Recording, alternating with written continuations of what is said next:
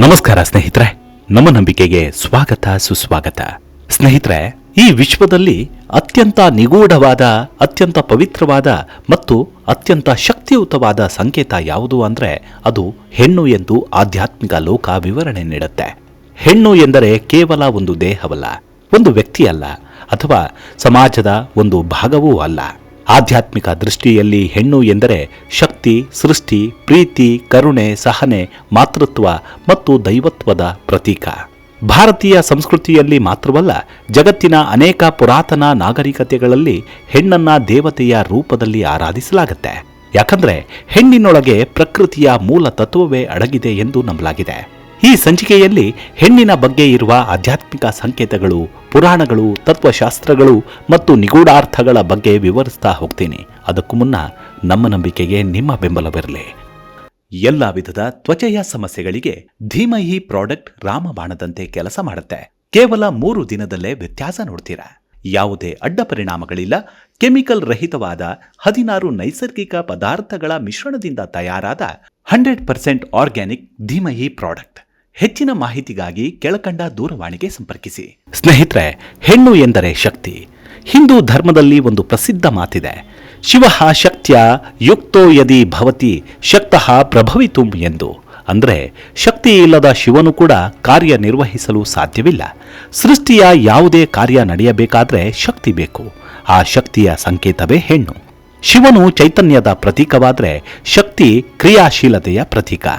ಆದ್ದರಿಂದಲೇ ದುರ್ಗೆ, ಕಾಳಿ, ಲಕ್ಷ್ಮಿ, ಸರಸ್ವತಿ ಮುಂತಾದ ದೇವಿಯರನ್ನ ಶಕ್ತಿಯ ವಿವಿಧ ರೂಪಗಳಾಗಿ ಚಿತ್ರಿಸಲಾಗಿದೆ.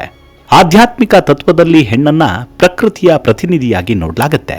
ಗಿಡ ಬೆಳೆಯೋದು, ಹೂ ಅರಳುವುದು, ನದಿ ಹರಿಯೋದು, ಭೂಮಿ ಜೀವವನ್ನ ಪೋಷಿಸೋದು, ಈ ಎಲ್ಲವೂ ಸ್ತ್ರೀ ತತ್ವದ ಗುಣಗಳ ಪ್ರತೀಕಗಳೇ. ಭೂಮಿಯನ್ನ ಭೂಮಾತೆ ಎಂದು ಕರೆಯುವುದಕ್ಕೆ ಕಾರಣ ಇದೆ. ತಾಯಿಯಂತೆ ಭೂಮಿ ಎಲ್ಲರನ್ನ ಹೊತ್ತುಕೊಳ್ಳುತ್ತೆ. ಒಳ್ಳೆಯವರನ್ನು ಹೊರುತ್ತೆ, ಕೆಟ್ಟವರನ್ನು ಹೊರುತ್ತೆ, ಯಾರನ್ನು ತಿರಸ್ಕರಿಸೋದಿಲ್ಲ. ಇದು ಹೆಣ್ಣಿನ ಆಧ್ಯಾತ್ಮಿಕ ಗುಣದ ಸಂಕೇತ. ಒಂದು ಮಗು ಜನಿಸುವ ಮೊದಲು ಸುಮಾರು 9 ತಿಂಗಳುಗಳ ಕಾಲ ತಾಯಿಯ ಗರ್ಭದಲ್ಲಿ ಬೆಳೆಯುತ್ತೆ. ಈ ಪ್ರಕ್ರಿಯೆಯನ್ನ ಅನೇಕ ಋಷಿಗಳು ಒಂದು ಯಜ್ಞಕ್ಕೆ ಹೋಲಿಸಿದ್ದಾರೆ. ಯಾಕಂದ್ರೆ ಒಂದು ಜೀವವನ್ನ ತನ್ನೊಳಗೆ ಬೆಳೆಸೋದು ಸಾಮಾನ್ಯ ಸಂಗತಿಯಲ್ಲ. ಆಧ್ಯಾತ್ಮಿಕವಾಗಿ ನೋಡಿದ್ರೆ ತಾಯಿಯ ಗರ್ಭವೇ ಮೊದಲ ದೇವಸ್ಥಾನ. ಅಲ್ಲಿಯೇ ಜೀವದ ಮೊದಲ ಅನುಭವ ಆರಂಭವಾಗುತ್ತೆ. ಆದ್ದರಿಂದಲೇ ಅನೇಕ ಗ್ರಂಥಗಳಲ್ಲಿ ಮಾತೃ ದೇವೋಭವ ಅಂತ ಹೇಳಿರೋದು. ಅಂದ್ರೆ ತಾಯಿಯನ್ನ ದೇವರಂತೆ ಕಾಣು ಎಂದು.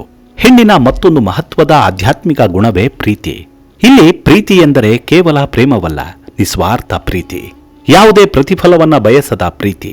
ತಾಯಿ ತನ್ನ ಮಗುವಿಗೆ ನೀಡುವ ಪ್ರೀತಿ, ಸಹೋದರಿ ತೋರಿಸುವ ಕಾಳಜಿ, ಪತ್ನಿ ನೀಡುವ ಬೆಂಬಲ, ಇವೆಲ್ಲವೂ ಪ್ರೀತಿಯ ವಿಭಿನ್ನ ರೂಪಗಳೇ.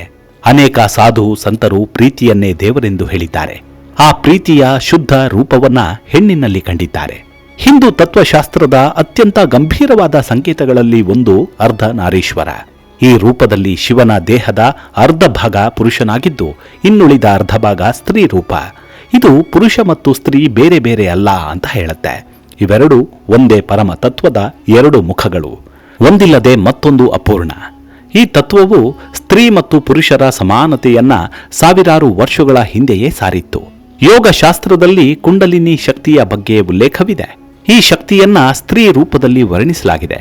ಒಂದು ಸುಪ್ತ ಸರ್ಪದಂತೆ ಮೂಲಾಧಾರ ಚಕ್ರದಲ್ಲಿರುವ ಶಕ್ತಿ ಸಾಧನೆಯ ಮೂಲಕ ಜಾಗೃತಗೊಂಡು ಸಹಸ್ರಾರ ಚಕ್ರವನ್ನ ತಲುಪುತ್ತೆ. ಈ ಪ್ರಯಾಣ ಆತ್ಮ ಸಾಕ್ಷಾತ್ಕಾರದ ಮಾರ್ಗವಾಗಿದೆ. ಇಲ್ಲಿ ಕೂಡ ಆಧ್ಯಾತ್ಮಿಕ ಶಕ್ತಿಯನ್ನ ಸ್ತ್ರೀ ರೂಪದಲ್ಲಿಯೇ ವಿವರಿಸಲಾಗಿದೆ. ಹೆಣ್ಣಿನ ಶಕ್ತಿ ಒಂದೇ ರೀತಿಯಲ್ಲ, ಅದು ಅನೇಕ ರೂಪಗಳಲ್ಲಿ ವ್ಯಕ್ತವಾಗುತ್ತೆ. ಲಕ್ಷ್ಮಿ ಸಂಪತ್ತು, ಸಮೃದ್ಧಿ ಮತ್ತು ಶುಭದ ಸಂಕೇತ. ಸರಸ್ವತಿ ಜ್ಞಾನ, ಕಲೆ ಮತ್ತು ಬುದ್ಧಿವಂತಿಕೆಯ ಸಂಕೇತ. ದುರ್ಗೆ ಧೈರ್ಯ ಮತ್ತು ರಕ್ಷಣೆಯ ಸಂಕೇತ. ಕಾಳಿ ಅಜ್ಞಾನ ಮತ್ತು ದುಷ್ಟತೆಯ ನಾಶದ ಸಂಕೇತ. ಈ 4 ರೂಪಗಳು ಹೆಣ್ಣಿನ ವಿಭಿನ್ನ ಆಧ್ಯಾತ್ಮಿಕ ಆಯಾಮಗಳನ್ನು ಪ್ರತಿನಿಧಿಸುತ್ತವೆ. ಆಧ್ಯಾತ್ಮಿಕ ಗ್ರಂಥಗಳಲ್ಲಿ ಸಹನೆಯನ್ನ ಮಹಾತಪಸ್ಸು ಅಂತ ಹೇಳಲಾಗಿದೆ. ಹೆಣ್ಣು ಸಾಮಾನ್ಯವಾಗಿ ಸಹನೆಯ ಪ್ರತೀಕವಾಗಿ ಕಂಡುಬರ್ತಾಳೆ. ಬದುಕಿನ ಅನೇಕ ಸವಾಲುಗಳನ್ನು ಎದುರಿಸ್ತಾ ಕುಟುಂಬವನ್ನ ಕಟ್ಟಿಕೊಂಡು ಸಾಗುವ ಶಕ್ತಿ ಅವಳಲ್ಲಿರುತ್ತೆ. ಈ ಸಹನೆ ದುರ್ಬಲತೆಯಲ್ಲ, ಅದು ಆಂತರಿಕ ಬಲದ ಸಂಕೇತ. ಭಾರತದ ಬಹುತೇಕ ನದಿಗಳನ್ನ ದೇವಿಯ ರೂಪದಲ್ಲಿ ಪೂಜಿಸಲಾಗತ್ತೆ. ಗಂಗೆ, ಯಮುನೆ, ಗೋದಾವರಿ, ಕಾವೇರಿ ಎಲ್ಲವೂ ಸ್ತ್ರೀ ರೂಪಗಳೇ. ಯಾಕಂದ್ರೆ ನದಿಗಳು ಜೀವ ನೀಡ್ತಾವೆ, ಪೋಷಿಸ್ತಾವೆ, ಶುದ್ಧಗೊಳಿಸ್ತಾವೆ. ಈ ಗುಣಗಳು ತಾಯಿಯ ಗುಣಗಳಿಗೆ ಹೋಲ್ತಾವೆ. ಹೀಗಾಗಿ ನದಿಗಳನ್ನ ದೇವಿಯರಂತೆ ಕಾಣಲಾಗಿದೆ. ಅನೇಕ ಭಕ್ತರು ಆತ್ಮವನ್ನ ಸ್ತ್ರೀ ರೂಪದಲ್ಲಿ ಕಲ್ಪಿಸಿಕೊಂಡಿದ್ದಾರೆ ಮತ್ತು ದೇವರನ್ನ ಪ್ರಿಯತಮನಾಗಿ ನೋಡ್ತಾರೆ. ಮೀರಾಬಾಯಿ, ಆಂಡಾಳ್ ಮತ್ತು ಅಕ್ಕ ಮಹಾದೇವಿಯಂತಹ ಮಹಾನ್ ಸಂತರ ಭಕ್ತಿಯಲ್ಲಿ ಈ ಭಾವ ಸ್ಪಷ್ಟವಾಗಿ ಕಾಣುತ್ತೆ. ಇಲ್ಲಿ ಸ್ತ್ರೀ ತತ್ವವು ಆತ್ಮದ ಸಂಕೇತ. ಅದುವೇ ಪರಮಾತ್ಮನೊಂದಿಗೆ ಲೀನವಾಗಲು ಹಾತೊರೆಯುವ ಆತ್ಮದ ಸಂಕೇತವಿದ್ದಂತೆ. ಬೌದ್ಧ ಮತ್ತು ಜೈನ ಸಂಪ್ರದಾಯಗಳಲ್ಲಿಯೂ ಕರುಣೆಗೆ ವಿಶೇಷ ಸ್ಥಾನಮಾನವಿದೆ. ಕರುಣೆ ಎಂದರೆ ಇನ್ನೊಬ್ಬರ ನೋವನ್ನ ಅರ್ಥ ಮಾಡಿಕೊಳ್ಳುವ ಶಕ್ತಿ. ಈ ಗುಣವನ್ನ ಅನೇಕ ಬಾರಿ ತಾಯಿಯ ಹೃದಯಕ್ಕೆ ಹೋಲಿಸಲಾಗಿದೆ. ಹೀಗಾಗಿ ಹೆಣ್ಣು ಕೇವಲ ಸೃಷ್ಟಿಯ ಸಂಕೇತವಲ್ಲ, ಆಕೆ ಕರುಣೆಯ ಜೀವಂತ ರೂಪ. ಅನೇಕ ಆಧ್ಯಾತ್ಮಿಕ ಸಂಪ್ರದಾಯಗಳಲ್ಲಿ ಹೆಣ್ಣನ್ನ ಚಂದ್ರನಿಗೆ ಹೋಲಿಸ್ತಾರೆ. ಸೂರ್ಯನು ಉರಿಯುವ ಶಕ್ತಿ, ಚಂದ್ರನು ತಂಪಾದ ಶಕ್ತಿ. ಹೆಣ್ಣಿನ ಶಕ್ತಿಯು ಸಾಮಾನ್ಯವಾಗಿ ಚಂದ್ರನಂತೆ ಮೃದು, ಶಾಂತ ಮತ್ತು ಆಳವಾದದ್ದು ಅಂತ ವಿವರಿಸಲಾಗಿದೆ. ಅದಕ್ಕಾಗಿಯೇ ಚಂದ್ರನು ಸ್ತ್ರೀ ತತ್ವದ ಸಂಕೇತವಾಗಿ ಉಲ್ಲೇಖಿಸಲ್ಪಟ್ಟಿದ್ದಾನೆ. ಅನೇಕ ಋಷಿಗಳು ಮತ್ತು ಸಂತರು ಒಂದು ವಿಚಾರವನ್ನ ಹೇಳ್ತಾರೆ: ಹೆಣ್ಣನ್ನ ಗೌರವಿಸಲು ಕಲಿತ ಸಮಾಜವೇ ಆಧ್ಯಾತ್ಮಿಕವಾಗಿ ಬೆಳೆಯುತ್ತೆ. ಯಾಕಂದ್ರೆ ಹೆಣ್ಣಿನೊಳಗೆ ಇರುವ ಮಾತೃತ್ವ, ಪ್ರೀತಿ, ಕರುಣೆ ಮತ್ತು ತ್ಯಾಗದ ಗುಣಗಳು ದೈವಿಕ ಗುಣಗಳಾಗಿವೆ. ಆ ಗುಣಗಳನ್ನ ಅರ್ಥ ಮಾಡಿಕೊಳ್ಳೋದು ದೈವತ್ವವನ್ನ ಅರ್ಥ ಮಾಡಿಕೊಳ್ಳುವ ಮೊದಲ ಹೆಜ್ಜೆ. ಸ್ನೇಹಿತರೆ, ಆಧ್ಯಾತ್ಮಿಕ ದೃಷ್ಟಿಯಲ್ಲಿ ಹೆಣ್ಣು ಎಂದರೆ ಕೇವಲ ಒಂದು ವ್ಯಕ್ತಿಯಲ್ಲ. ಆಕೆ ಸೃಷ್ಟಿಯ ಮೂಲ, ಆಕೆ ಶಕ್ತಿಯ ಪ್ರತೀಕ, ಆಕೆ ಪ್ರೀತಿಯ ಸಾಗರ, ಆಕೆ ಕರುಣೆಯ ರೂಪ, ಆಕೆ ಮಾತೃತ್ವದ ಮಹಿಮೆ, ಅವಳು ಪ್ರಕೃತಿಯ ಪ್ರತಿಬಿಂಬ. ಅದಕ್ಕಾಗಿಯೇ ಭಾರತೀಯ ಸಂಸ್ಕೃತಿ ಹೇಳುತ್ತೆ, ಯತ್ರ ನಾರ್ಯಸ್ತು ಪೂಜ್ಯಂತೆ ರಮಂತೆ ತತ್ರ ದೇವತಃ. ಅಂದ್ರೆ ಎಲ್ಲಿ ಸ್ತ್ರೀಯರನ್ನ ಗೌರವಿಸಲಾಗುತ್ತದೆಯೋ ಅಲ್ಲಿ ದೇವತೆಗಳು ನೆಲೆಸ್ತಾರೆ. ಹೀಗಾಗಿ ಹೆಣ್ಣಿನೊಳಗಿನ ದೈವಿಕತೆಯನ್ನ ಅರಿಯೋದು ಎಂದರೆ ಪರಮಾತ್ಮನ ಸ್ಪರ್ಶವನ್ನ ಅನುಭವಿಸೋದು. ಇದೇ ಹೆಣ್ಣಿನ ಬಗ್ಗೆ ಇರುವ ಅತ್ಯಂತ ಗಂಭೀರವಾದ ಆಧ್ಯಾತ್ಮಿಕ ಸಂಕೇತ. ಅನೇಕ ಆಧ್ಯಾತ್ಮಿಕ ಪರಂಪರೆಗಳು ಸ್ತ್ರೀಯರಲ್ಲಿ ಅಂತರ್ದೃಷ್ಟಿ ಹೆಚ್ಚಿರುತ್ತೆ ಅಂತಲೇ ಎಲ್ಲ ಧರ್ಮಗಳಲ್ಲೂ ವಿವರಿಸಿದೆ. ಕೆಲವೊಮ್ಮೆ ತಾಯಿ ತನ್ನ ಮಗುವಿಗೆ ಏನಾದರೂ ಅಪಾಯವಾಗಬಹುದು ಎಂದು ಮುಂಚಿತವಾಗಿಯೇ ಅರ್ಥ ಮಾಡ್ಕೊಳ್ತಾಳೆ. ಕೆಲವರು ಇದನ್ನ 6ನೇ ಇಂದ್ರಿಯ ಅಂತ ಕರೀತಾರೆ. ಆಧ್ಯಾತ್ಮಿಕವಾಗಿ ಇದನ್ನ ಮನಸ್ಸಿನ ಸೂಕ್ಷ್ಮ ಗ್ರಹಿಕೆಯ ಶಕ್ತಿ ಅಂತ ಹೇಳಲಾಗತ್ತೆ. ಒಬ್ಬ ತಾಯಿಯ ಪ್ರಾರ್ಥನೆಗೆ ಅಪಾರ ಶಕ್ತಿ ಇರುತ್ತೆ ಎಂಬ ನಂಬಿಕೆ ಭಾರತದಲ್ಲಿ ಬಹಳ ಪುರಾತನವಾದದ್ದು. ಪುರಾಣಗಳಲ್ಲಿ ಅನೇಕ ಸಂದರ್ಭಗಳಲ್ಲಿ ತಾಯಿಯ ಆಶೀರ್ವಾದ ಜೀವನದ ದಿಕ್ಕನ್ನೇ ಬದಲಾಯಿಸಿದೆ. ಇದು ಅಲೌಕಿಕ ಶಕ್ತಿ ಎಂಬುದಕ್ಕಿಂತ ನಿಸ್ವಾರ್ಥ ಪ್ರೀತಿ ಮತ್ತು ಸಂಕಲ್ಪದ ಶಕ್ತಿಯ ಪ್ರತೀಕ. ತಂತ್ರ ಮತ್ತು ಶಾಕ್ತ ಸಂಪ್ರದಾಯಗಳಲ್ಲಿ ಕೆಲವು ಮಹಿಳಾ ಸಾಧಕಿಯರು ಉನ್ನತ ಆಧ್ಯಾತ್ಮಿಕ ಸ್ಥಿತಿಯನ್ನು ತಲುಪಿದ್ದಾರೆ. ಅವರೇ ಆದಿಯ ಮೂಲ ಎಂದು ವಿವರಿಸಲಾಗಿದೆ. ಇಂತಹ ಮಹಿಳೆಯರನ್ನ ಕೆಲವೊಮ್ಮೆ ಯೋಗಿನಿ, ಸಾಧ್ವಿ ಅಥವಾ ಮಾತಾಜಿ ಅಂತ ಕರೀತಾರೆ.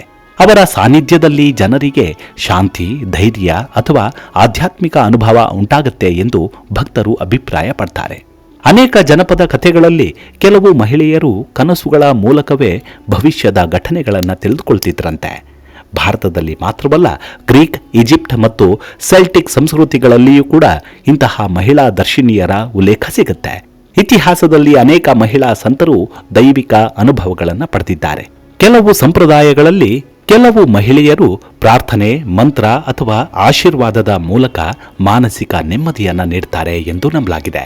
ಅನೇಕ ಬಾರಿ ಈ ಅನುಭವಗಳಲ್ಲಿ ವ್ಯಕ್ತಿಯ ನಂಬಿಕೆ, ಭರವಸೆ ಮತ್ತು ಮನೋಬಲವು ಪ್ರಮುಖ ಪಾತ್ರ ವಹಿಸುತ್ತೆ.